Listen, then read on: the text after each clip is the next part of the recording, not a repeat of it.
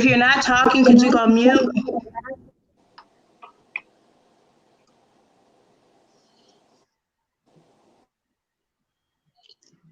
Hello, everyone. This is Dr. B, and I am so happy to have you here tonight with us. I am surrounded literally by a phenomenal group of women.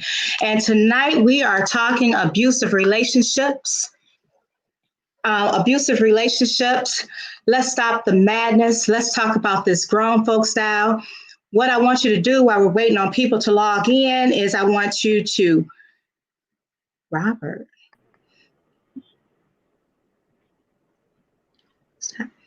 What I want you to do is I want you to call your girlfriends, tell them that we are live on these pages. These young ladies will probably be streaming these video to their pages. I want you to call your girlfriends, pull your nieces in. If you have some teenage daughters that are about to start dating, pull them in a room, have them watch this show because we do not want this repeating itself. Who is this? I don't know who Robert is. I have to log back in. But we're going to start in just a second. Like I said, this is Dr. B. Dr. B presents abusive relationships. Let's stop the madness. Let's talk about this grown folk style. I have some phenomenal women here. So tonight, what we're going to do is I just want to give you a layout of the show so that you'll understand. I'm going to ask the young ladies to tell their stories.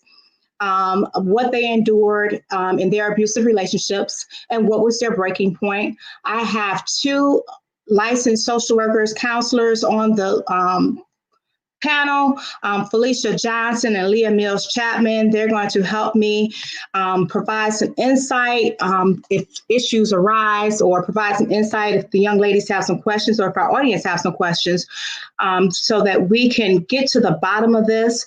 I will be providing statistics because I want people to know that abuse is not something that is not widespread. Abuse is truly widespread. It can affect anyone, men, women, kids. There are various forms of abuse. You have verbal abuse, physical abuse, emotional abuse, sexual abuse. Oh my goodness, it's just too much abuse going on. And at some point we have to stop it. And it starts with us. In order to, we have to be able to identify it. We need to speak on it. And when we know that it's happening in other households, or even in our own household, we need to find ways to address it. So I do, like I said, I have Leah and Felicia here. Hopefully we can provide some resources so if someone is abuse, or if you're even suffering from abuse, or you know someone that is, you can give them that number and possibly save a life or two. The audience, if you have any questions or comments, feel free to type them in and we will address them as they come. But right now, I just want to introduce this phenomenal group of ladies. And ladies, I just want to say I applaud you. I thank you. It takes a lot of courage to come on a platform and to be able to tell your stories, because I know that there's probably a time in your life where you felt that you were possibly the only person going through it and no one would understand. And I'm sure you realize now that that's not true. And I'm so glad that you're willing to step up and tell your story so that other young ladies that may be in your shoes, or other young ladies that may potentially be in your shoes, can recognize the signs and symptoms and get out before it's too late.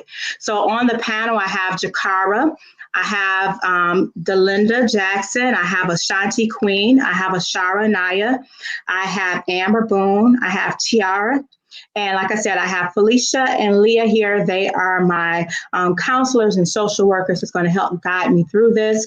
So I'm just going to take it in order. Jakara, let's start with, wait a minute, 1 second. Let me just grab a statistic real quick. Going through these statistics, I'm actually on the hotline.org site, and going through these statistics, it was amazing to me. Intimate partner violence alone affects more than 12 million people every year. More than 12 million people. Women ages 18 to 24 and 25 to 34 generally experience the highest rates of intimate partner violence.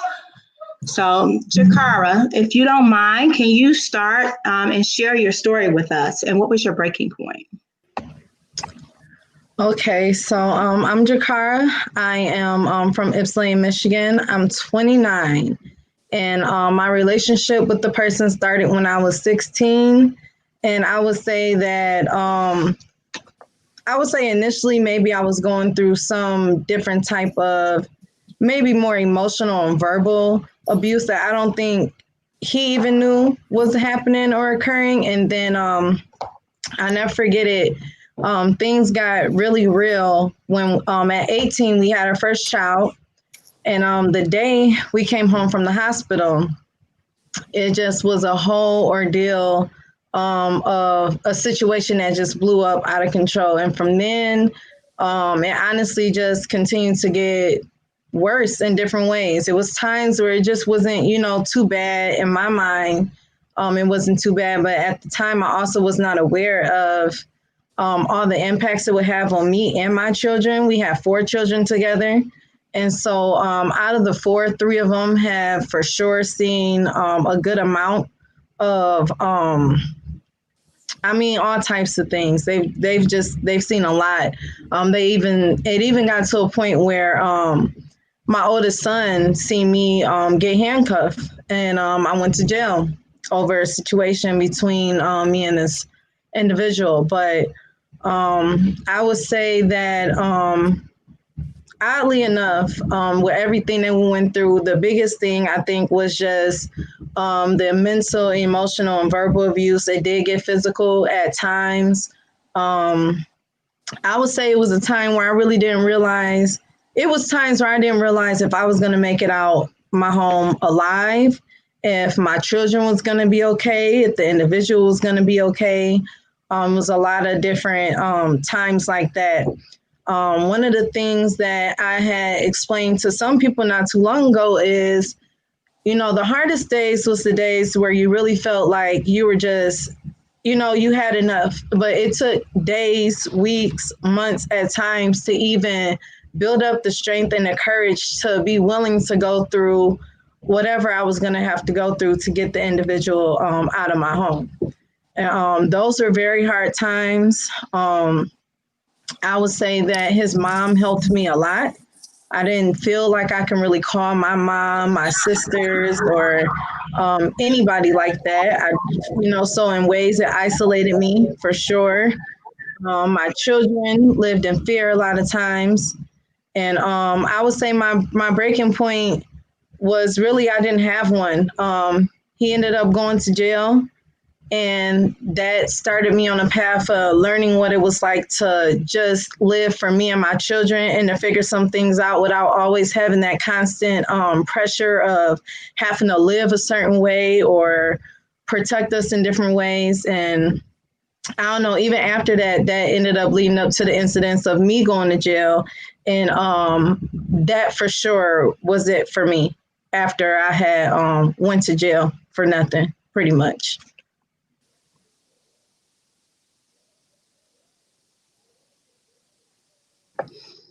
Wow. Wow. What a story, Jakara. And you said you're 29 now? Yeah. Okay. Okay. We had Amber and Shay join us. Amber and Shay, what we're doing is just asking everyone to go through and take about 5 minutes to talk about your story and talk about what was your breaking point. So I'm going to go just do a real quick statistic. 9.4% of high school students reported being hit, slapped, or physically hurt intentionally by their partner in the previous 12 months. That's just crazy. Most female and male victims of rape, physical violence, or stalking by an intimate partner had their first experience with intimate partner violence before the age of 25. So that's why I'm mentioning to the people that are watching, please pull in your teenage nieces, your teenage daughters. They need to be watching this so that they can see what some of the signs and symptoms are. Delinda, can you tell us your story? Hi, my name is Delinda. I'm 45 years old. I'm from Detroit, Michigan. I was in an abusive relationship. I was like 19, 20, but I was in it for 2 years. He ended up being I have 6 children. He was my third child. He's the father. It was physical, emotional. Wow.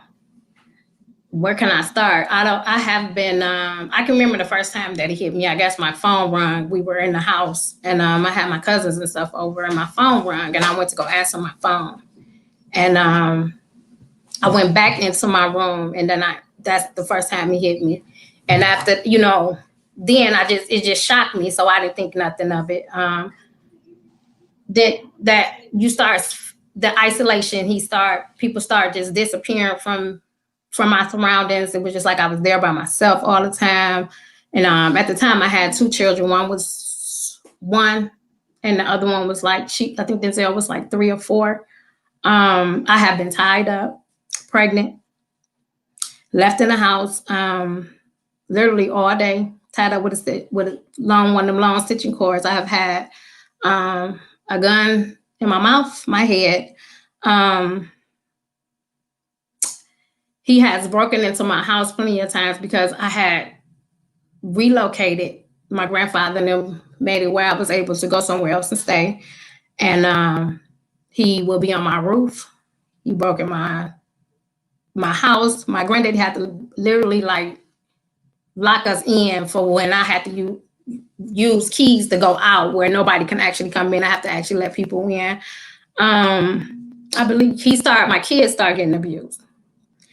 My 1-year-old daughter, and at this time I'm still like in denial. I mean, I'm like, oh no, he said he loved me, he didn't do that, and my auntie and they would come around and visit every now and then, but they knew something was wrong. I kept it to myself. I never said anything. Nobody knew.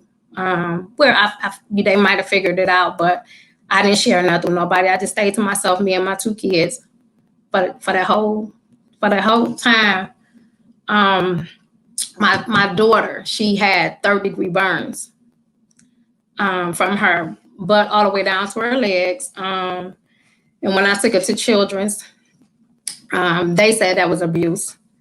Still then, I didn't believe that he was put my baby in some hot water.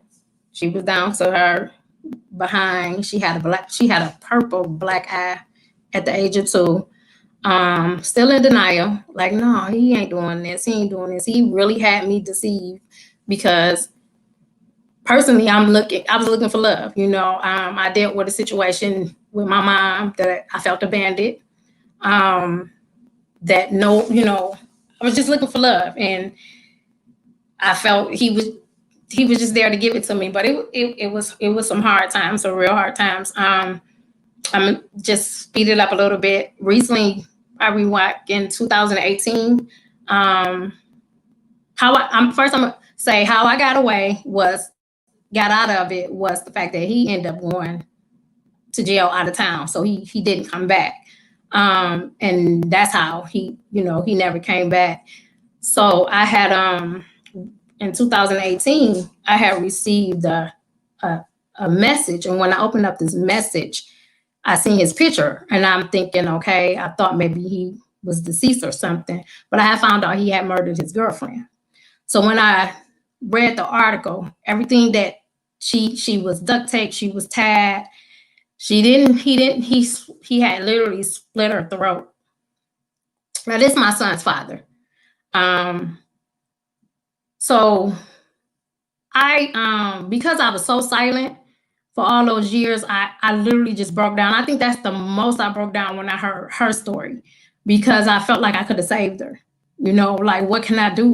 Because I went through it for 2 years. Like, I needed to help somebody, because she just seemed so innocent and she didn't know. And I felt like I knew what type of person he was. So, this is now, I'm to the point that I feel like I want to just help and share my story with others to let them know that, first times, go with them. because that could have been me. And I'm grateful that it wasn't me, but I cry and I still pray for that girl today and her family, what happened to her. So that's my story. Oh, Delinda, thank you so much for sharing your story. That was impactful. It truly is impactful, and it's unfortunate that another woman lost her life because that could have easily happened to you. Um, Goodness. So for those that are out there watching, I did mention to the ladies beforehand that, we are talking grown folk style. So you're going to hear some stuff that, may make you cry or may make you think. So I told the ladies, grab you some Kleenex. I got a glass of wine right here. I think I'm going to take a sip to let I need a sip after that story.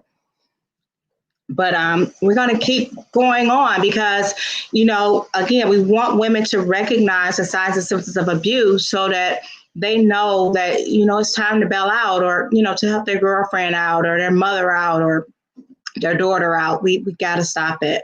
Ashanti, let's go to you. Ooh, Lord have mercy. The Linda girl, oh wow. Your story, I know everybody's got a story, but your story just really that really touched me. I don't like nobody messing with them kids, girl. We don't play by our children. Oh, we don't play by our kids. I am Ashanti Queen. I'm from Birmingham, Alabama. I'm glad to be here. It's not easy at all to talk about your business, to tell your business. It's not easy. It's not always easy. But if you know me or know anything about me, I'm gonna tell it. I'm quick to tell it because I feel like the only reason that the Most High still has me here, I'm very spiritual. I claim God anywhere and everywhere I go. I feel like the only reason that the Most High still has me here is so that I can share my story, so that I can share things that I have been through, because it's somebody else out there that has been through it, either the same things I've been through or even worse than me. And they don't believe that they can come up out of it until you see somebody just like you who has had a victory, who has came over it. Jesus, the grass is not greener on the other side. Everybody has a past. I have a past. I was a street girl. I was in the streets. I was hustling, boosting, doing all those things to make a coin. It was so important to me to make me some money. So I dated those type of guys that was in the streets, hustlers, thugs. That was my type of guy. I was dating a man. We was hustling. We were doing our thing. And one day he had a friend come over. The friend had just got out of prison. I didn't know at the time that the man did 20 years in prison for murder, bank robbery, all kind of things. He was like literally a monster.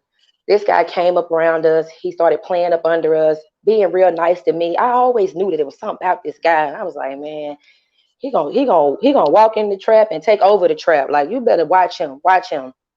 My guy he was older, he was diabetic, he was real scary. So he didn't want no trouble with the guy. He was like, no, just let him have his way. And I was like, no, something ain't right about him. So I would play up under the guy. He would play up under me. Well, when I say the grass ain't greener on the other side, the guy did take over. And me being the young girl that I was, that had to be with the baller, had to be with the one making the shots, I left the guy I had for this guy, thinking that I was going to have a better life. He was going to take better care of me, do more for me. In 1 month, he did. Wined and dined me, showered me, bought me gifts, bought me a car, did everything that you can think of. And then he started kicking my ass. Excuse my French. I'm talking about kicking my butt. He started kicking my butt. It no matter what I said, it no matter what I did, I was fighting every day. And not only fighting me, this man has stabbed me in my legs. Like Delinda, you said guns to your head. Oh, that was every day at my house. Every day he was looking for a way to not kill me. Every day, that's how it was when I woke up. Every day, time my eyes opened up and my feet, it's B, I'm gonna kill you today. And I'm like, why? What I do this time? What did I do this time? I ain't did nothing to you.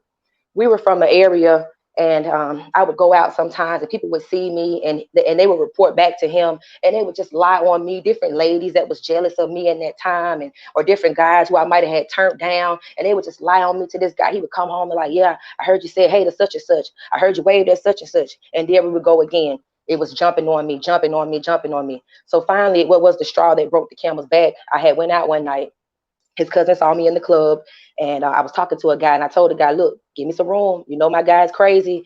Don't be over here. I get home that night. Somebody lied and said they saw me in the corner talking to the guy. Like we was doing more than just talking, me telling him to bag back. All that night, my dude was fighting me. He had me hanging up by my neck with his throat around my neck. He called the guy, called him on the phone. He told him, he said, hey, I heard you was in the club with my girl. Tell me what happened. I'm begging this guy, please don't lie. Please don't lie. It's life or death for me on this other end. The guy lied, him being scared because my guy was nothing to play with. Him being scared, he lied and said it was more than what it was. My guy hangs up the phone the whole night. We get in the car. He get his pistol, get my son, put me in the car. We ride around all night looking for this guy. His words to me was, when we find him, because you disrespected me in the club, if you don't see him and blow his brains out on sight, I'm a kill little man. You're going to watch me kill little man, and you next.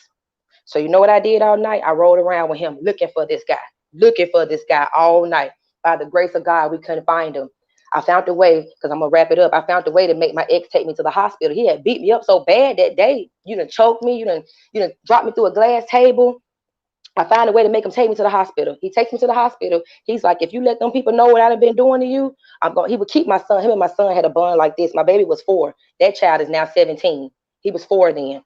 He had my baby. He was like, if you tell him what's going on, I'm going to kill little man. I'm going to kill everybody in the hospital. He would have me so scared, like he would just kill everybody around if they knew what was going on. I never would tell nobody what was going on. We leave the hospital, get back home that night.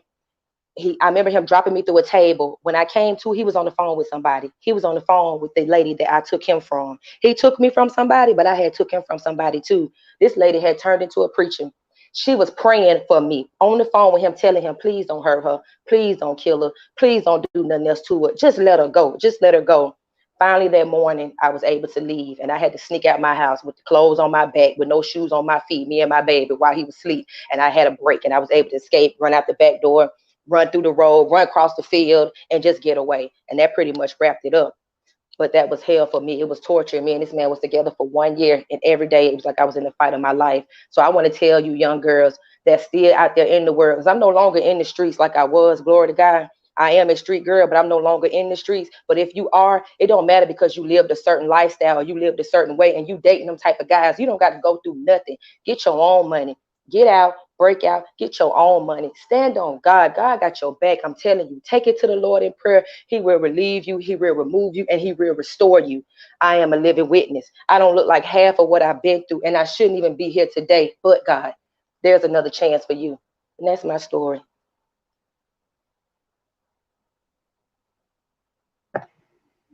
Oh, Ashanti. You ladies, I'm not even a crybaby. You got my eyes watering over here a little bit. Wow.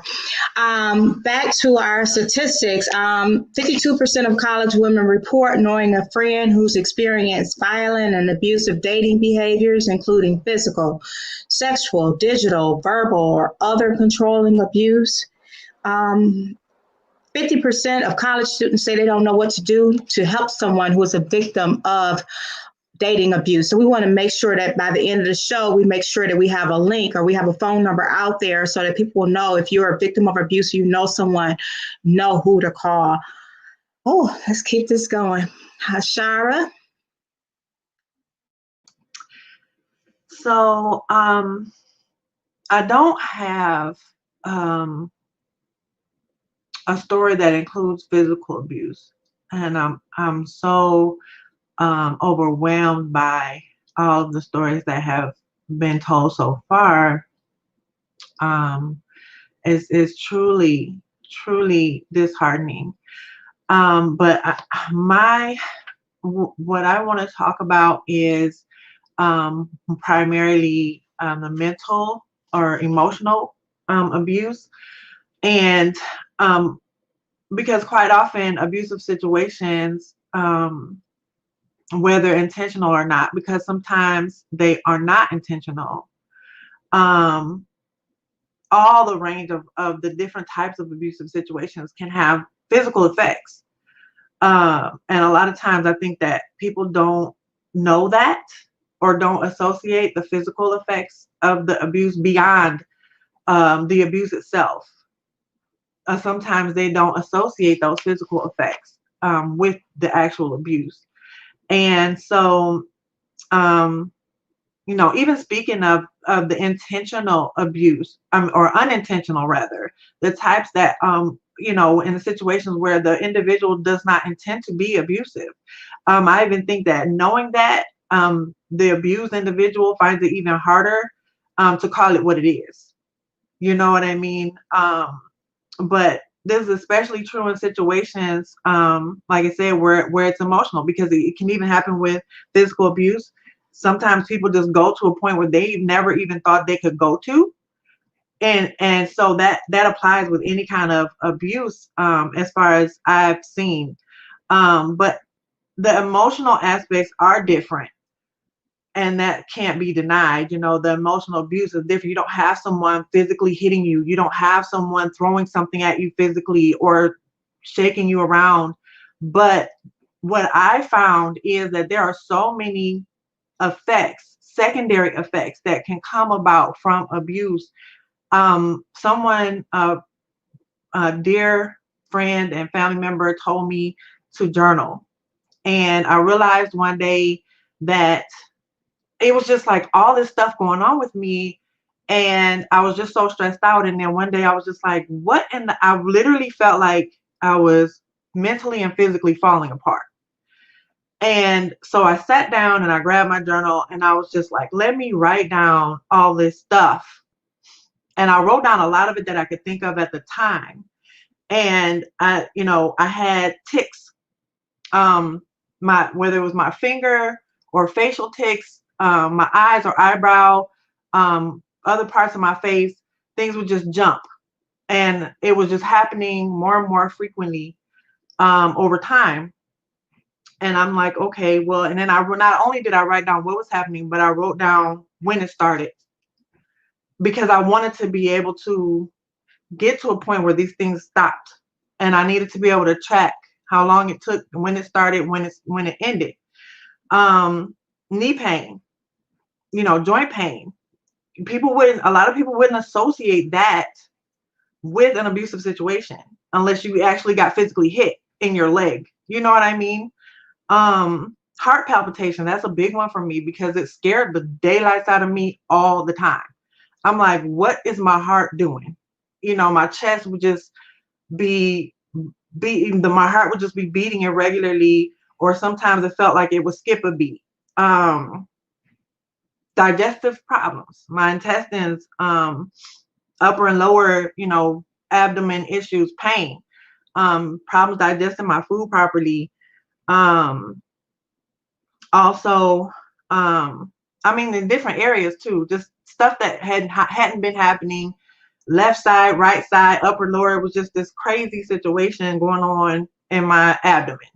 And I'm like, okay, is this related? I mean, a lot of this stuff, it was like, it started 2 days ago, started 2 weeks ago, started 5 days ago, or whatever, as far as my tracking it. Carpal tunnel pain. I had carpal tunnel years and years ago, dealt with it and moved on. And then here, all of a sudden, my wrist hurt again.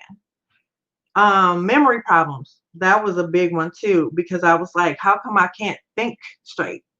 You know, brain fog, being able to remember, difficulty just thinking at all. It was, some stuff would just be overwhelming and too much. Basic things. My children would ask me questions. I'm like, I don't know. I can't think right now. Just, I don't know. You know, it was just, it was frustrating for me not to just be able to handle a basic daily situation. A lot of excessive mucus that I was getting built up, in my nasal cavity all the time, and headaches, specifically right side headaches. I had a concussion a few years back, and I was getting headaches that started from here and ran all the way down my neck. And that was just some of the things that I could remember. I don't know, what was that, 10 or 12 things that I just, and all these things as the situation, because eventually I did hit a breaking point. And I had to realize that even if this individual is not intentionally doing this, I have to protect myself. Because outside of those physical effects and mental effects that I was having, I was also suicidal. And so it's like, you know, either I put a stop to the situation that we're in right now, or I'm not going to be here. Like, whether it's at some point I end up having a heart attack, or I just decide to go ahead and drive into oncoming traffic. You know, I have to take a hold of what's going on to the best of my ability, because I'm the only one I have control over here. And so I thought that that was important to bring up, because a lot of times we hear a lot about the physical abuse, and it is horrible. And it's so important to understand that when those emotional and mental situations are happening, no matter what the intention of the other person is, we have to be able to recognize that it is what it is, and it's abuse. And whether that person ever changes or not, we have to be able to know that we have to do what we have to do for us. Thanks for sharing, Ashara. Can you just, for clarity, for those on the for those that are live that may not really understand what emotional abuse is, could you just give a few examples of what some of the things that you went through from that, what some of the things that that person did to you, so that those that don't understand what it is can relate? You know what? It might seem really simplistic, but this was like things that were going on over a period of time. But initially, I think that there was a trigger that occurred at a certain point in time, and I couldn't understand what was going on with him, and he didn't think anything was going on with him. But there were constant points of schism, like constant things that he would be angry about. And I'm going, what are you angry about? Nothing has occurred. Like, and then he'll say, you did A, B, C, D, or you think A, B, C, D.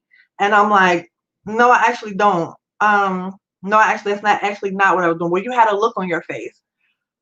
Well, you can't actually tell me what a look on my face means. If you feel like I had a specific look on my face and you think it means something, we should have a conversation about that, because I shouldn't have to be fielding angry responses from you based on something that you are assuming. And that it was that kind of thing that was constantly happening, like assumptions about my actions, where we should have had a conversation, but instead it was an attack from him. And then he's extremely angry and feeling justified in his attack. You know, we have to have an argument about something that doesn't actually exist. And nothing that I say is changing his mind. You know, you meant this, or your look meant that. No, it didn't. Yes, it did. This kind of back and forth on a regular basis. And it went from something seemingly so simple to even more extreme, where I'm like, this man literally hates me. I don't even understand why we're together. You know, because that's how it felt. It was like a constant, just something. It was always something. And I felt like even when things would go back to normal, it was only a matter of time before something else came up, and something else to be angry about, something else to start an argument about, something else to say I'm doing to him. And it would be like sometimes every other week something was happening. And I'm like, okay, I cannot manage this, you know, because we're in a situation where you're constantly angry with me and I've done nothing to you. But when I try to talk to you about it, you just get more angry. It was that type of thing that was happening. Thank you, Ashara. Whew. Thank you for sharing. Just going back to our statistics, it's amazing. You know, one of the statistics says that 1 in 4 women And 1 in 7 men age 18 and older in the US have been the victim of severe physical violence by an intimate partner in their lifetime. Just think about that, 1 in 4. There are 9 of us here on this panel. So for every 4th person, someone has been abused severely. That's scary. I'm going to skip over Felicia and Leah because they're our counselors, and I'm going to go to Amber. Hey, Amber, can you share your story with us? Where'd you go?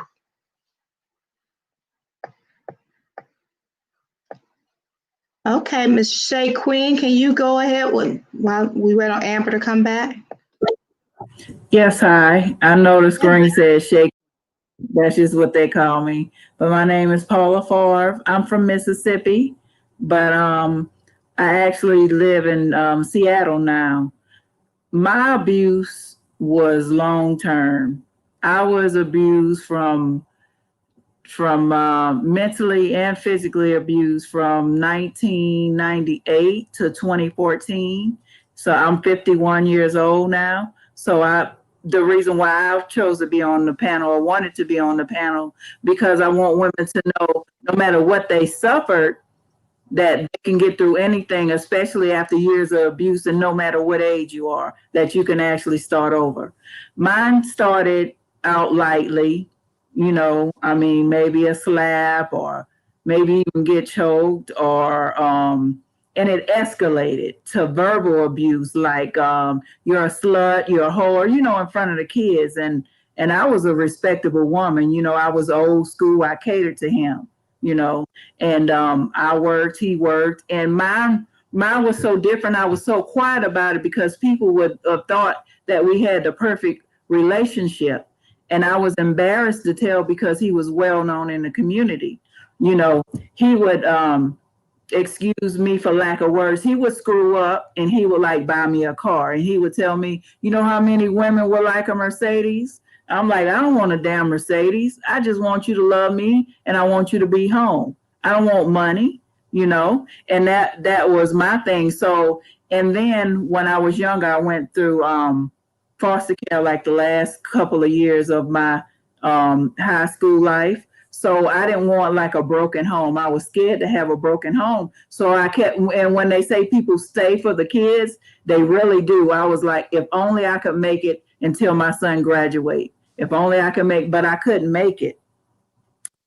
I was, okay, my thing was the mental abuse. I could get over the scars. I was in the military, you taught, and then that's another thing that kind of, when they say they brainwash you, because you taught to not complain in the military. So I was used to not complaining. I just suffered and endured all of this. I mean, I was choked. I was punched in the chest in a moving car. I tried to jump out. The thing that sticks with me is like we got in a physical altercation before, and he had like this tank top, and I was hustling and I ripped it off him. So every time, this tank top, I could not get rid of this sucker. I done throw it in the garbage and everything. Next thing you know, it's hanging on the bed. He would choke me with it, and he put a knot in it every time he choked me with it. So sometime I would count the knots. I was like, I'm gonna burn this thing up, and I could never get rid of this thing. So the straw that broke the camel's back, we had kids too, so they saw this. So that was my thing also. Okay, my daughter's seeing this, my son is seeing this.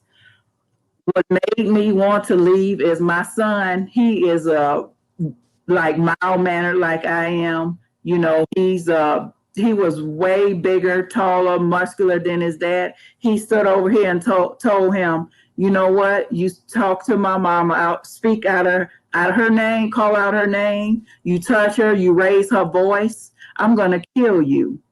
So I knew I had to get out of there.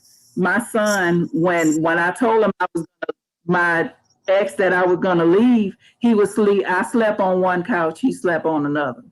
I would go to the bathroom, he's sitting by the door because he didn't want his dad to touch me. So I said, well, I have to get out of here. And I still didn't get out. I didn't know how I was going to get out. And I was too ashamed to tell anyone. I had a large family. I'm 13 or 14 kids. I'm sure my brothers would have probably killed him if they knew what I was going through. But I was too, like I said, I was too ashamed. And then I was too ashamed also because of the women that I knew he had been with. I didn't even want to go anywhere or be seen. So I was torn down. Here I am, a corporate woman, running staff meetings and stuff, but too embarrassed. I'm at work with heavy makeup on with black eyes and people knowing I don't wear makeup. The straw that broke the camel's back was my birthday, January the 1st.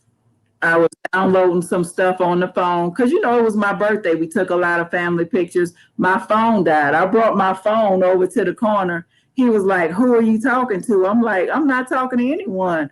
I'm like, "Do you really think I'm doing something? I'm with your 12-year-old niece. We download pictures." So that day I had just had it. I said, "I know one thing, you will not hit me." His whole family was there. I did not let my family come because I didn't want them to see the abuse I was going through. Man jumped up and grabbed me, and I had this necklace on with the wires in it, like with the beads. That thing slashed my neck. I had beads all in my neck. Blood was everywhere. He threw my phone and broke it. We broke the cabinet, all the glass out of cabinets. Nobody will call the police. This how scared they were of this man. No one will call the police for me. So, okay, I got up. I suffered. I did home health care at the time. I went to my 90-something-year-old patient's house and cleaned my neck out, Steri-stripped myself, and went on like nothing happened. But I got up that day. I knew that day. You know how women ask you if you have to ask you should you leave, it's time to go. But it's like you're in just like a person on drugs. It just one thing, one day, you just finally have enough of it. So that day I had enough. I was like, I'm getting the hell out of this house. I don't care what happened. So I stashed and I saved. I stashed and I saved. I worked extra hours. I just stashed and then the day I was ready to go, I was like, I pulled up the U-Haul and I was like, I'm out. And that's how it had to happen. Because when I told him I was leaving,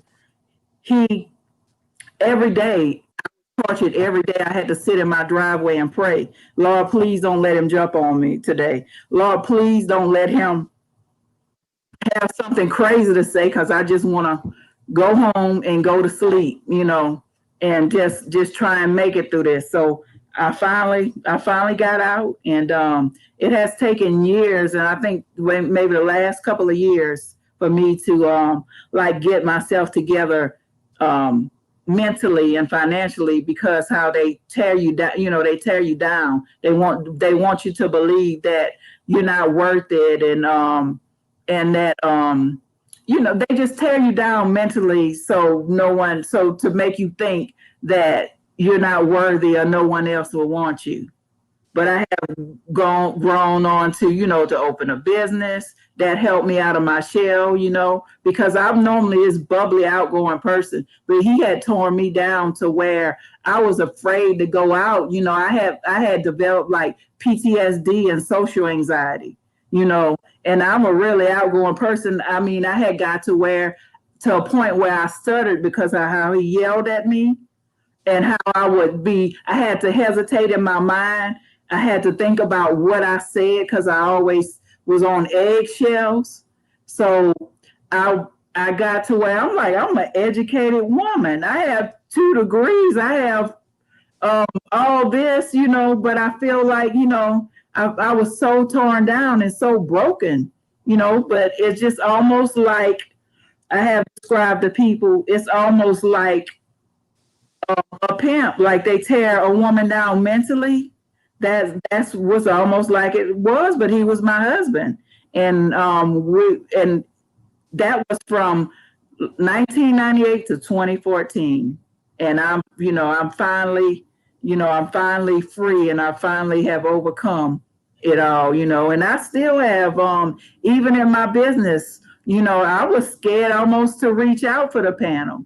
I just started like doing panels and speaking because of that me when I had developed that twitch or that stuttering problem. Like people would ask me a question, you know, I would sometimes stutter because of the hesitation of him yelling at me or him, you know, questioning me, and am I going to answer it right? You know? So now I'm just so outspoken. I'm very transparent, and I'm very real because of it, you know.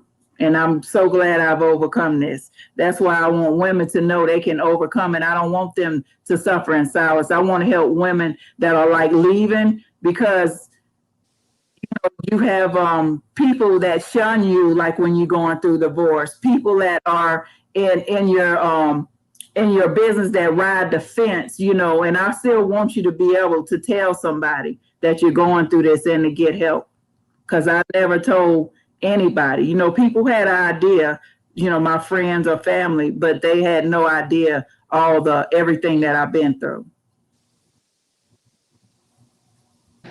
Oh, thank you, Miss Paula, for sharing that. And, you know, you made a very important point, is that, you know, it's very important for people to tell.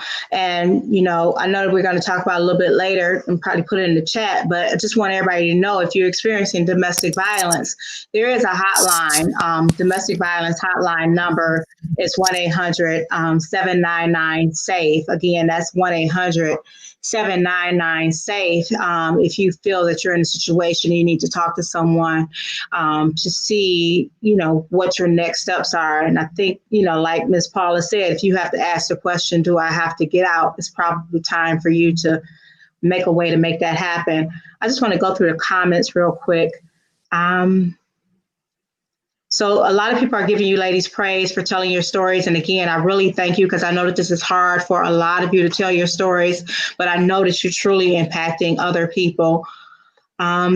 Jay was on here and they said, how can we contact some of the panelists? The panelists are up by their Facebook name, so you could probably give them a direct message on their Facebook page. Again, a lot of amens from ladies that are out there. Tony said that she was a victim of mental, social, physical, and verbal abuse for 12 years and couldn't find a way out, nor could she tell anyone because of not wanting her friends or family to know. And we all know that that's truly something that a lot of abuse victims suffer through, the shame. Just people saying that it's a much needed topic and they can relate to you on this. So again, thank you so much, ladies. Hello, Miss Amber. Are you ready to tell your story I am, for and us? I apologize. I've been having audio issues like throughout the show. So if you have trouble hearing me, just let me know and I'll figure something out. I guess my story starts, I got into a relationship when I was very young. I was 13. And by the time I was 14, we made a very grown-up decision that resulted in a grown-up consequence, and I became pregnant. And with that, I guess the abuse started verbally and emotionally, controlling, jealousy. I wasn't allowed to go certain places. I wasn't allowed to talk to certain people or have certain friends. I wasn't allowed to wear certain things. And I think I was about 7 or 8 months pregnant when he hit me for the first time.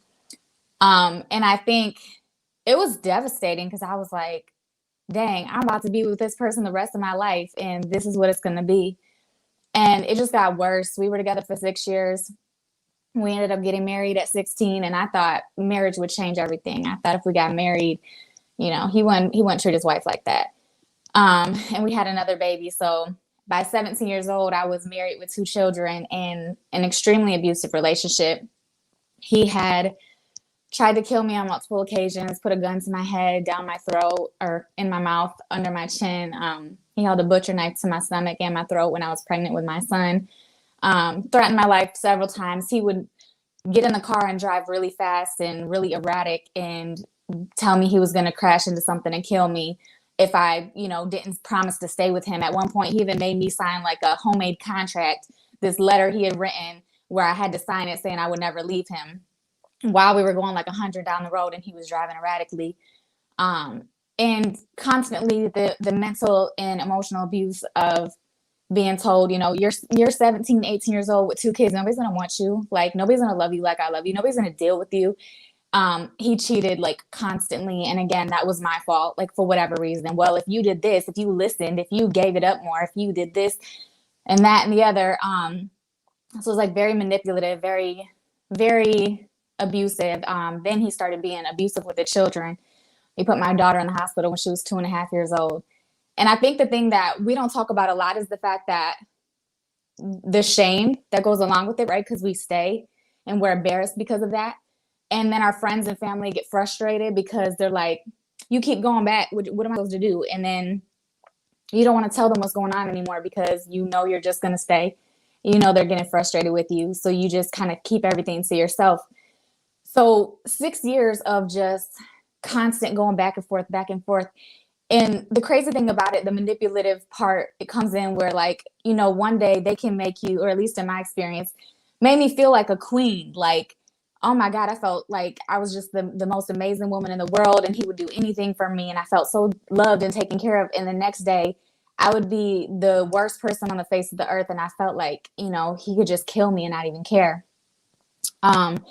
So eventually for me, what happened was 6 years in, I had a diary. I kept a very detailed diary of everything, every single day, days, times, names, like whatever. If he cheated, if he put his hands on me, if he left the house, whatever happened.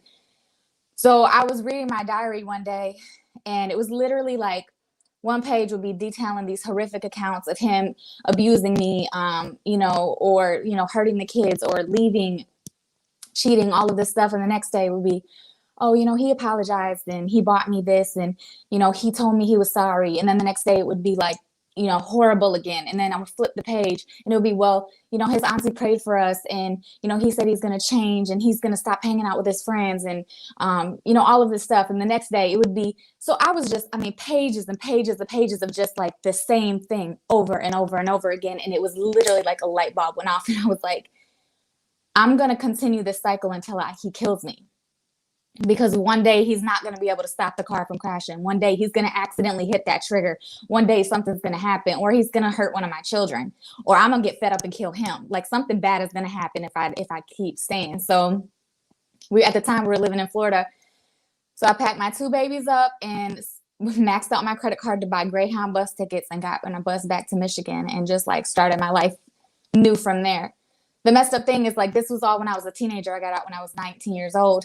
I just got out of another abusive relationship earlier this year.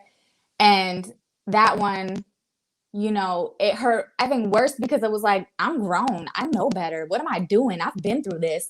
I was so embarrassed and ashamed to be in that situation again. And then constantly looking at myself like, is it me? Like, do I cause this? Like, am I doing something wrong? But the difference is that, you know, my ex-husband was never held accountable for the things that he did to me. You know, if police were called or they came or whatever, somehow he always was able to get out. This time, you know, the third time this man put his hands on me, like I took it to the police. We've been going back and forth in court for 6 months now, and we still got to go to trial and all this. But I got video evidence, I got photos, and I'm going through with it because, you know, I relate to your story. I think it's Delisa or Delinda. Like, people don't just do that and then stop. He could hurt somebody else. And I don't want anyone else to experience what I went through. And I think, like, again, the bad thing is just like on top of the physical abuse, the mental and emotional abuse. And I relate to every single one of you on so many levels of what you've experienced, even just like the aftermath, the PTSD, the stress, the anxiety, all of those symptoms that you carry on afterwards. And the mental struggle you have to deal with yourself until you're fully healed.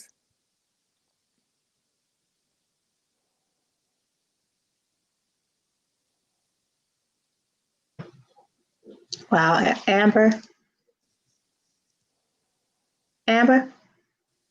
Sorry, I told you my audio is Okay, that's all right. But oh my goodness. Again, thank you to all of you ladies for sharing your stories. Those have been some very, very impactful stories. I do have some notes here, but I just wanted to tap into Felicia or Leah. Do you guys have any comments or anything that you want to, you know, say to these ladies or to our viewers that are out there?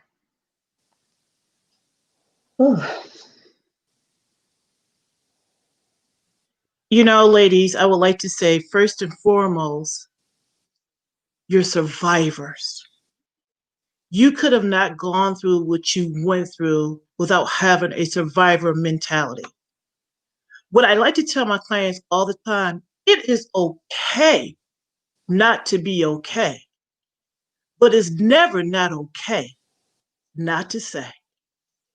See, the moment that you're able to shed light on a situation that brings darkness, then you change it. See, a lot of times what happens when we get in relationships, we will have a relationship as a woman, but the man will have a victimship. You understand? Or either they'll put you in a situationship. And so what happens a lot of times, we will get involved with these men and we become seduced by the attention that we didn't get from our fathers or our mothers. And so, you know how they always say some attention is better than no attention? We seek the wrong attention and we didn't know. And so then what happens after time, see what happens, it happens a little bit at a time. It's not that it happens right away. Because if you saw it coming at you, guess what? You're going to pump the brakes. But that's not how it happens. It happens very, very calculating, very slowly. And the next thing you know, you're seduced. And it's hard. Sometimes, and we're talking grown folks talk here now, right? We're going to talk about the sexual piece of it. We talk about, you guys have heard of sexual soul ties? Oh, those sexual soul ties will hold you prisoner until you decide that, you know what, it's time for me to cut the umbilical cord of this dysfunctional relationship. See, children learn what we live. So if you grew up in an environment and you saw a parent or a lack of a parent that allowed verbal abuse to happen, then guess what? Why would you know anything differently? Because that's what you saw. So what usually happens, two things usually happen. Either we hate what we were exposed to so much that we promise that we will never, ever repeat that cycle. Or the total antithesis of that, what we grew up with, as much as we hate it, we have a tendency to repeat it. So it only gets to a point in time where you realize that, you know what, I have to have boundaries. See, if you ask a person, what are your boundaries? Do you know what they are? And most people don't. But you start to realize what they are when people start to cross them. So what I'm saying is this, in order to try not to repeat the cycle, you got to really realize what it is that you're willing to accept and what you're not. But all of you are survivors. Trust and believe me, you are. You're here to tell your story. You're here to even share your glory. You got through it. So, you know, it's nothing worse. We all have to go through some things, but you on the other side of through. And because you came on the other side of through, you're able to sell your testimony. You're able to share what you've gone through. And that's courageous. You know, there's nothing stronger than an abused, battered woman that fights through.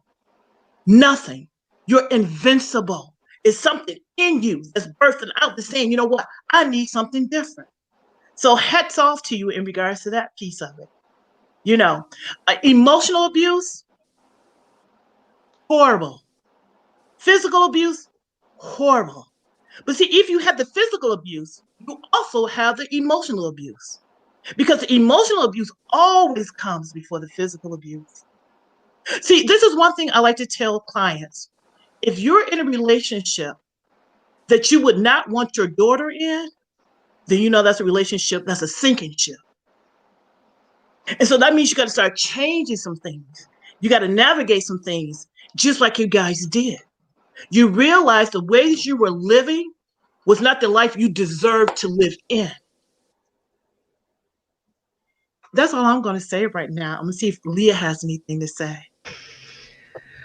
No, I also want to commend you ladies for being able to share your story this evening. You have given me strength and power to continue to move forward. Just because we sit in the seat of being, right, a professional in this field doesn't mean that we don't have a story too, right? And so a lot of times just being able to reflect by hearing your strength continues to encourage us to move forward. One thing that I did want to kind of address, and I briefly heard it, right? Not so much verbatim, but in the Black family, we are groomed very early in our family systems by this whole notion of what go on in this house, stay in this house. And when we have that sort of a mindset that is infused at such an early age, that is the start, right, of us losing our power and us losing our voice.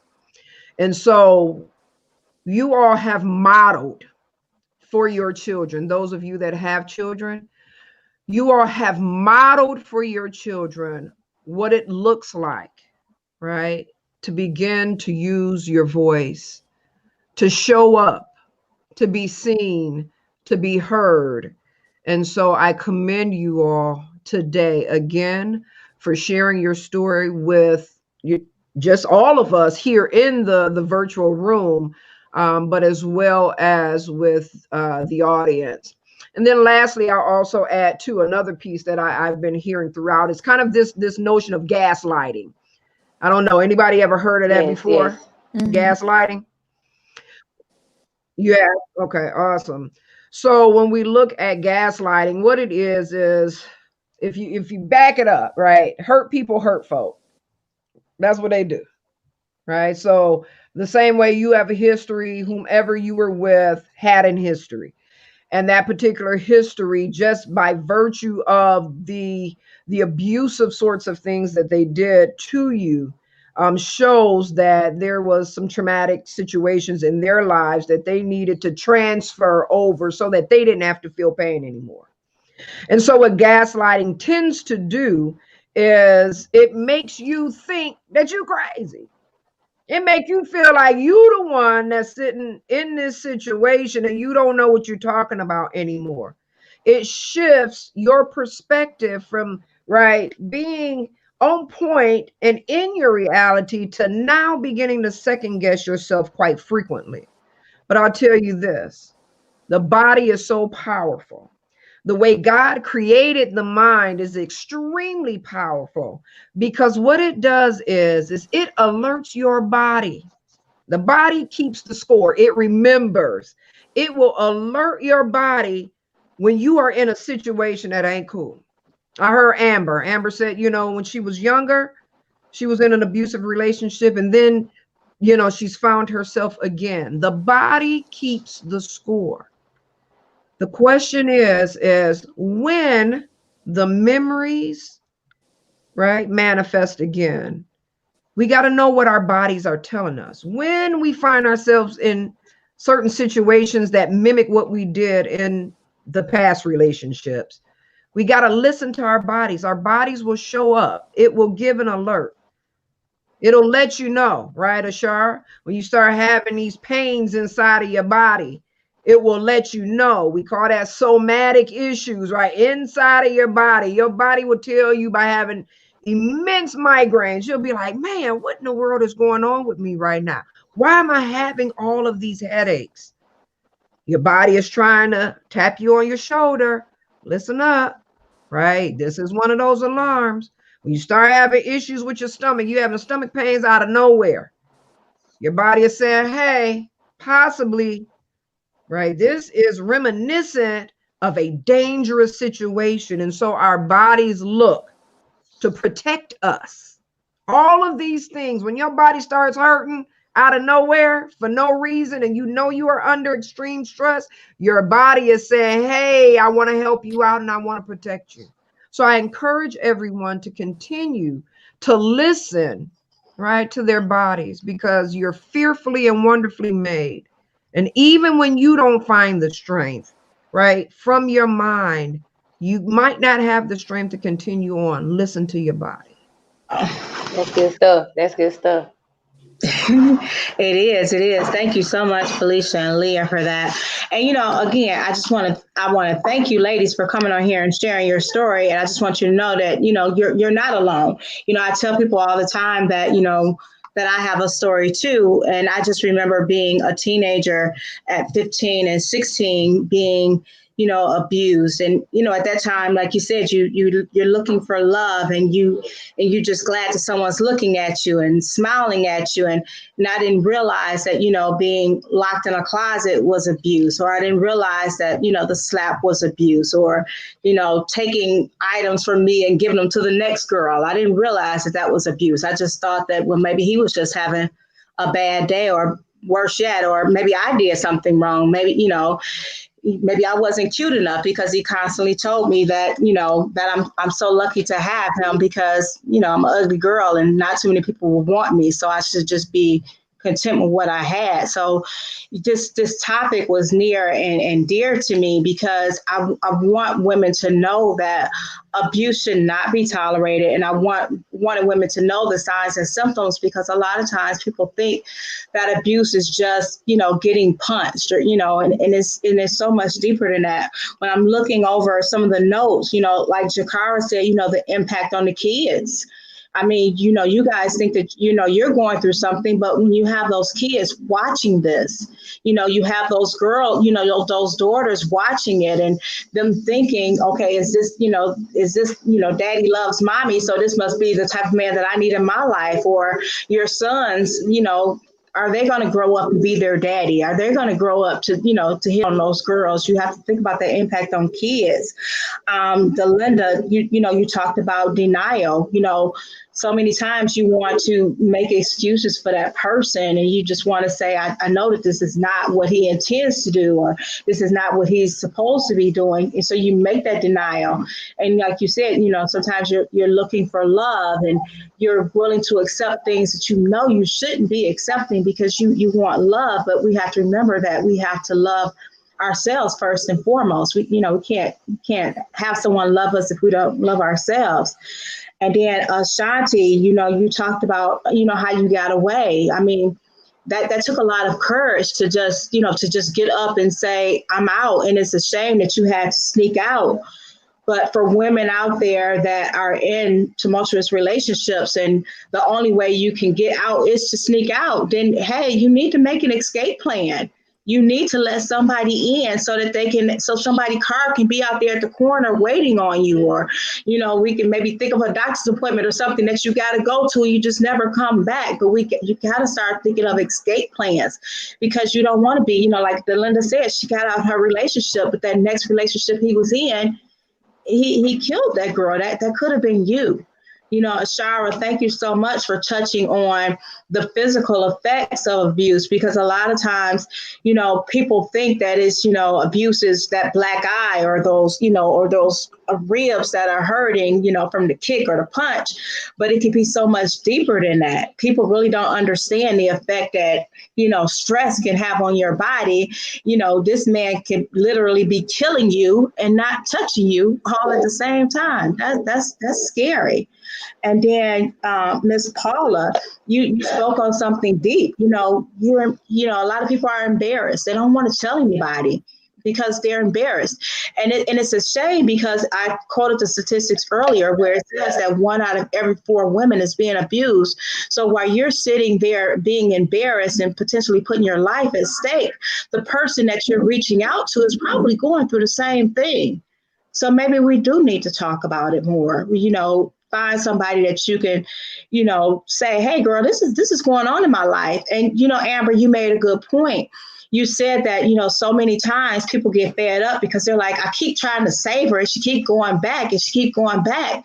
But as women, I ask that we don't give up on our sisters. We don't give up on them. So what, they go back. We got to keep trying to save them. We got to keep throwing rope down there. Hopefully they will catch on to it.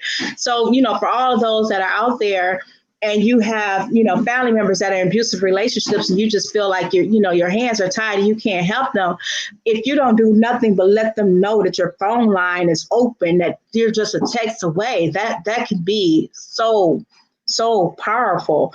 And then, Amber, you talked about, how you felt that marriage could change a man. And so many women get into relationships thinking, oh, I can change him. I can change him. But I think Leah or Felicia said it, some of those things, you're not going to change him. You have to look at changing your surroundings, or, you have to look at changing you. You don't focus on changing him. So for all of you that were in relationships, I think that Amber touched on it. How many of you, even though you got out of this relationship, did you find yourself in another abusive relationship? Did any of you find yourself in another abusive relationship? I wanted to say that I took time for myself to learn myself, what triggered me, what to look out for. So that's why it's taken me. I'm actually in a new relationship now, but it took me 7 years to actually be confident and trust someone. And not only that, you have to heal and love yourself first before you let somebody in. So I'm telling you, ladies, if you, like Amber, you said you recently been in an abusive relationship, take time for yourself, because it starts out with little stuff like my mom said. I'm from the South, but she would say, don't start something you can't finish. You understand what I'm saying? Like, it starts out, and then if you accept that, you have to learn how to see the warning signs, and don't be afraid of the red flags. So what? They won't be with you. That's okay, because you want somebody to accept for who you are. To love you for who you are. So it'll be better off for you to see those red flags and those signs before you get into a relationship and before it gets overboard abuse. But I just found that for me, that I moved like over 3,000 miles away from home, and I have had to deal with our family. I had to deal with myself. So once you deal with yourself, which you can deal with, in yourself and who you are, then that's when I feel like you know when a relationship is good. And I just wanted to tell the ladies that, and that's just my experience. And I feel like everyone should learn themselves before they accept anyone in their lives. Me personally, I say immediately, once the enemy starts rearing his ugly head and I see a fool trying to be a fool, I gonna get out of there, because what's gonna happen is I'm gonna kill you, brother. I ain't letting none other man put their hands on me. Period. Time he started raising his voice, at the first inclination I see that this ain't right and you about to get out of hand on whatever type level, I'm gonna ease out of there. I'm gonna ease out of there and let you be great, because I'm not going down that road again under no circumstances. I love me enough. I love myself. I have my children. I got my faith. I love me enough before I just get in another type situation like that again. So no, it ain't that. That was it for me. That was all the abuse that I needed out my whole life, because I can't do it. I can't do it. I can't do it like trust your gut. Trust your gut. Like you said, your body, your stomach hurt, your head hurt. Your body tells you. It's a defense mechanism. Your body tells you when something not right about a person. Trust that. You know how they say they have something in their spirit, something not right? I'm telling you, when you get that gut feeling, something is not right. I would like to say, I haven't been in another relationship since I've gotten out of that one, but just having a co-parent still with that individual is extremely difficult. And at times, from like the symptoms of anxiety or PTSD, I question a lot of things. It's still things that he say at times that makes me nervous. And I find myself trying to figure out, is it going to get to a point to where it just get bad really soon? And, he's engaged now, or, whatever else, but there are still a lot of verbal and mental like games that I feel like he plays at times. And it's very difficult. Like I said, we have 4 children together, and I'm starting therapy again really soon, because in my mind, it's like you see it before it comes. And so it's like I'm trying to prepare to deal with whatever it is that may transpire, and then just to allow myself to heal and work on knowing the best thing to do just in the situation that I'm in, having to still co-parent, having 4 minor children that, love their father, and still knowing the best ways to protect me and my children. I've had to tell my children countless number of times it's my job to keep us safe and together, not ever knowing at times what would happen. And, if they would see their dad or not, the best thing I can tell them, I'm just trying to keep us safe and together. And y'all just have to remember that. So I, like I said, I haven't been in another relationship, but still having to co-parent. A lot of times I feel like I'm still trapped in a situation, and it's difficult Wow. at times for sure. All right. So, ladies, we've been on here like an hour and 15 minutes. So, if we can do like a round table, if we can have, each of the panelists speak and then have Miss Felicia and Leah kind of wrap us up, it would be great. Again, thank you so much for your stories. Like I said before, I'm not a crybaby, but you guys have my eyes like water in here. And you're strong women. Felicia said, you guys are survivors. You guys are survivors. You came through that, and you're here to tell your stories to others so that they won't go through it too. So if you could just close us out with some words of encouragement or some words of advice to women out there that may be going through this, let them know what they need to know. Start with you, Jakara. I would say that, I'm open for you to contact me and reach out. I've seen so many other women go through things like this, to where we knocking on the wall, door to wall, when something is, getting real. I would say, when somebody is showing you that they are trying to support you, I would say, try your best to trust them, because sometimes you don't know who really is going to rock in your corner, and everybody won't. But I would say, stick with and develop those relationships with people that are trying to support you, no matter what decision it is that you're making, whether you're staying, whether you're going, just to have somebody that's, there Thank with you. you to support you. Delinda? What I say would be, don't be afraid to share. Find someone to talk to. Don't be silent. Being silent, to me, make it seem longer than what you really have yourself to go through. Love yourself. I can really say to some that's probably starting off, take time out for yourself. A lot of us, I could say me personally, didn't do that first. And know that you're beautiful, that God loves you, and you're amazing. Do what you want to do in life. Look into yourself first and enjoy you. And to you feel comfortable with yourself, to be able to when you take time out for yourself, you have a standard for certain situations. So you have to be able to know that.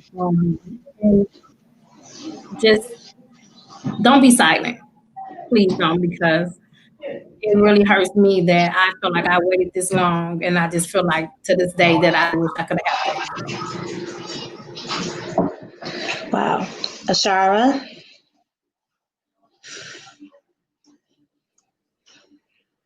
So, I was actually in counseling with the individual, and the therapist we saw was quite I don't know. It often seemed like he didn't listen. It was a male therapist, and often seemed like he would minimize what was being said to him by me. And so one thing that I definitely want to suggest is, because I know a lot of people try to turn that way, therapy. I want to suggest that you don't feel like, because this individual is a therapist, because of their background or their education or the job that they have, I don't want anybody to feel like they have to stay with that person or follow that person's advice when that advice is contrary to what they know is going on. Because this individual suggested to me that our issues came down to a situation of roles in the household. And I said, I don't understand what do our roles have to do with this situation? And he said to me, well, some women go into the war room and will do whatever it takes to get herself and her partner through the situation. And I was like, you're joking. Who listens to you saying things like this? So at that moment, I was done with my therapist. It was like, yeah, we're not ever having another conversation after this because you can't tell me based on what I don't know what any of these other people you're referring to going into war rooms and such. I don't know what they're dealing with, but I care less about what you bringing up and all these other folks. I'm telling you what's happening in my home, and I'm not about to put on some boots and go to war in a situation where I have no control over this other person. Nothing I say matters, nothing I do matters, and I'm supposed to stick it out. Absolutely not. So I just want to definitely say there are many, many, many good therapists. Sometimes you have to keep on trying until you find a good one. Don't get one and feel like, oh, well, he's a therapist, but I'm supposed to do what he says. He knows. No, sometimes these people have egos too. Sometimes they need to keep themselves control. They're people just like you. So if you're running into that situation where a therapist is not taken seriously what's going on, even in the midst of you saying you felt like there might have become a situation that's physical at one point, and they're minimizing that, don't ever feel like somebody's position makes them more of an authority over your life. You always find a therapist. These ladies who are on the panel today, they probably be very good for you. But if you have one currently and you feel like, well, I'm not, I still feel unsafe. I still feel like this situation is bad, but the therapist is telling me, oh, well, just keep on pushing and keep on working at it, going to the war room, or y'all need to just get your roles together. And it's like, honey, you're talking about stuff that's completely irrelevant right now. And I need you to help me deal with this situation, and that's not what's happening. Thank you, Ashara. Miss Paula. I just want to say that just find that you are worthy of love and love yourself. Take time for yourself and don't be afraid to tell. Because like you could be in a situation where you are killed, and it happen every day. If you're in a situation, build you a code system. Somebody you can trust. Build trust with somebody, and try and get out of your situation. But remember, take time for yourself. You're worthy of love and of real love, and not of abuse. And trust your gut. Trust your gut. Thank you, Miss Paula. Miss Amber. Yeah, so my thing would be them red flags are not roses or strawberries or anything happy. Like, them red flags are red. They're stop signs. They're flags. They are serious. Really pay attention to them, because I think we can all agree that we've seen the flags up front and early and just chose to ignore them or chose to think that we could change the situation. And the second thing I think would be to make sure, before even getting into a relationship, you have a really good support system, people that will love you and support you through whatever you're going through. Because I think that the support is super serious, particularly if you do start to ignore some red flags, or if you do find yourself in a situation, you don't want to be surrounded by people who do give up on you and who say, well, it's your fault, you keep going back. Like, obviously that's what you want, like things like that. And I think collectively, like, we need to be more open to people being honest with us about the situations they're in, and making it a safe place for them to be able to come and talk to us about what they're experiencing. I think everybody, whether you're in that situation or not, we all can do that better for one another. Thank you, Miss Amber. This is Shanti. They said I wouldn't make it. They said I wouldn't be here today. They said I wouldn't amount to anything. But I'm glad to say that I'm on my way. And I'm holding on. I'm holding on. You just better hold on. That's all I got to say. Hold on and have faith. And no matter what it looks like, if you are still here, then that's another day. That's another way to fight. Put God first and fight. Point blank, period. And hold on. Wow. Wow. Just want to go to wow. That was powerful, Ashanti. You threw me with the singing, but I loved it. You got these waterfalls behind my eyes sprinkling again. But just going to the comments real quick. Susan says, you know what is best for your children. Sometimes you have to be the bad person, but they are number one. I'm assuming that she said you have to be a bad person by, letting go of the relationship, because I know that some people said they stayed in a relationship because they didn't want to break up the home. Sometimes you have to know what's best for those kids, put you and the kids first. Tony said even though she was in an abusive relationship for years, she's now been married to a wonderful man for 3 years, and she's enjoying every moment of being treated like the queen that she is. There was another young lady who said, thanks to all of you, her 13-year-old daughter was able to learn from this. So for those out there that are watching this, and if you're, going to watch the replay, again, although this is, abusive relationships, let's stop the madness. Let's talk about this grown folk style. We got to remember, these teenagers are getting out there a little bit earlier than we were. So we need to have them in front of this so that they can make sure that they don't get with the wrong men. And then Jai told Ashanti to sang girl, and she said sang with an A. Sang girl, hold on, amen, and hugs. So Leah, give us something to go home with. Before I give you the go home, something that I heard kind of like resonate a lot is talking about the children, right? Knowing that when we go through these difficult times, our children are adversely impacted or negatively impacted a lot of times. And so we see our kids and they start acting out, right? We start to identify behavioral concerns with our children, and it becomes frustrating because not only are you dealing with the fight of your life, but now you got to deal with, right, your children trying to push back and fight back as well. But there is something that is called traumatic bonding. And I think that many of you can, possibly relate to that from the perspective of, right, you staying into certain types of relationships, no matter what was going on, you just it was this connection. With that traumatic bonding, it really is just fear, right?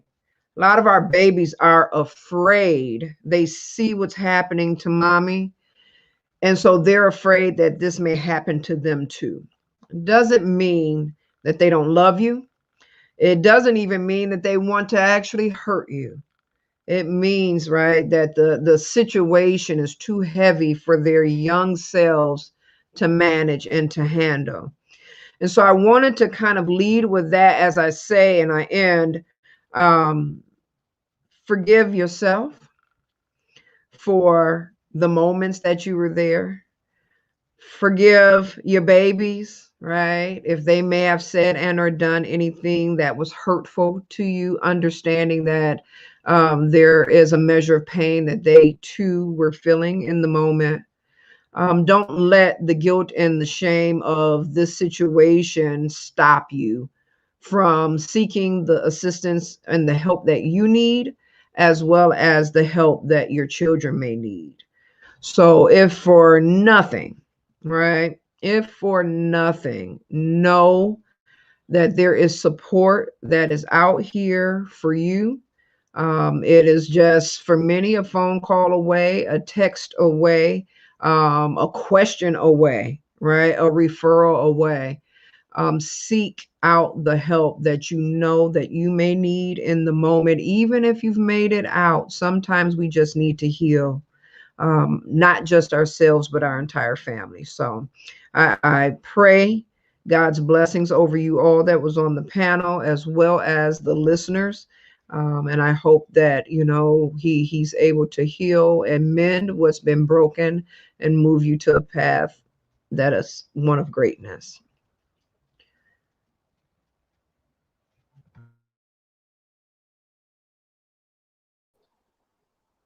I received it. Thank you.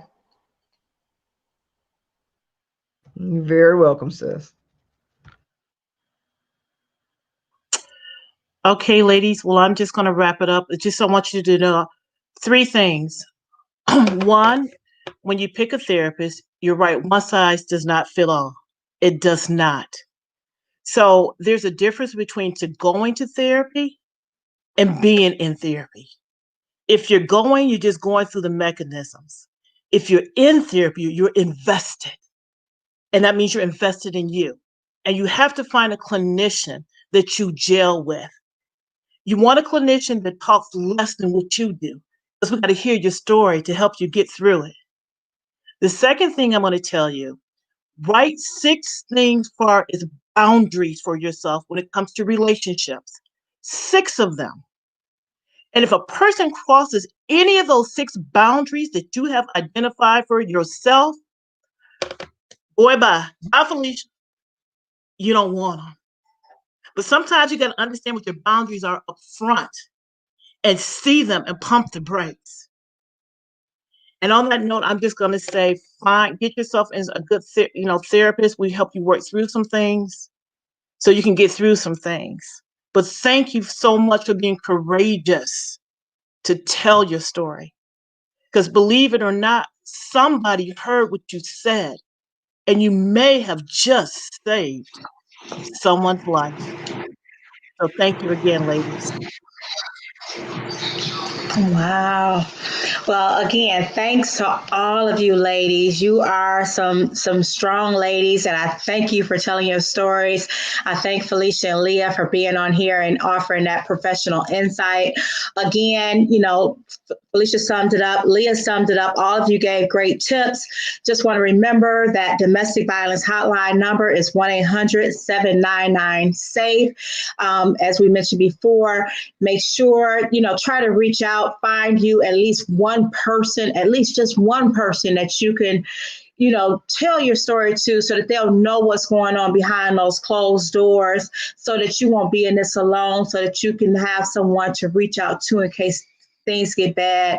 Remember to love yourself. Remember to make sure that you're an example to those kids. And if the situation is bad, you need to get out of it, run, don't pass go, just go and get out of that relationship.